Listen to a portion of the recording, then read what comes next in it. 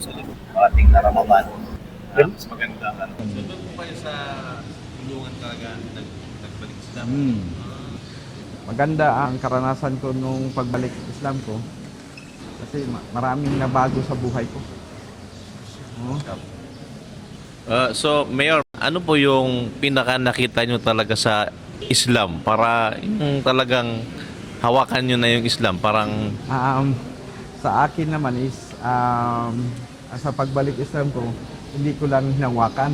Nasa puso ko na. Kasi may mga bagay na akala mo tama. Nung nabasa ko ang mga ilang page ng Quran, ang marumi pala yung dati kong buhay.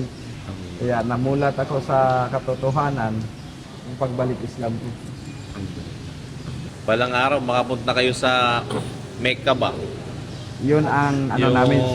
Inshallah, punta na ako doon. Maganda pong experience, Mayor, kung makapunta ka doon, nakita nyo yung iba't ibang klase ng tao, nandun lahat, nag-ipon-ipon sila.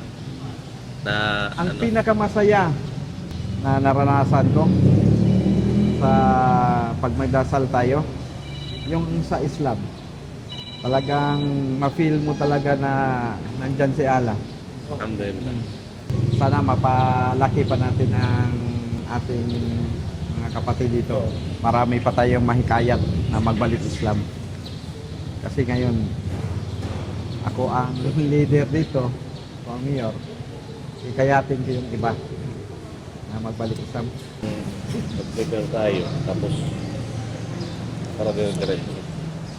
Assalamualaikum warahmatullahi wabarakatuh. Okay na yung mic. Alhamdulillah, nandito po tayo ngayon dito sa covered court, malapit dito mismo sa Albuera Public Market, Leyte. Alhamdulillah, naimbitahan po tayo dito. Nagkaroon po tayo ng pagkakataon na makapag-daos dito ng Istiqbal Ramadan Lectures kasama po yung mga ustad natin. Ustad Ismail Kacharo, Ustad Fahad Kinto, Ustad Salahuddin at kami po yung buong team ng Ikhlas Da'wah Team at saka yung mga leader ng mga Muslim leader dito sa Leyte, sa Ormoc City. Yung mga malalayo, magsala na kayo ng duhur. Natin sa Tacloban City, alhamdulillah. Saka mula pa sa ibang mga lugar dito sa Leyte ay nakarating din, alhamdulillah. Saka tayo mag-start ng program para dire-diretso, inshallah. No? Habang si Mayor nagtatawag pata ng iba pang darating, inshallah. So siguro, i-arrange din natin yung mga... So pagkakataon din natin ito kasi mag-invite din si Mayor ng mga Christian, mga kasamahan niya or mga chairman, mga kapitan, inshallah. Pagkakataon din natin ito na madaawahan natin sila, inshallah. Ano ang Islam, sino mga Muslim, at saka yung iba pang mga katanungan na dapat masagot natin sa kanila, inshallah ta'ala. Allahu Akbar.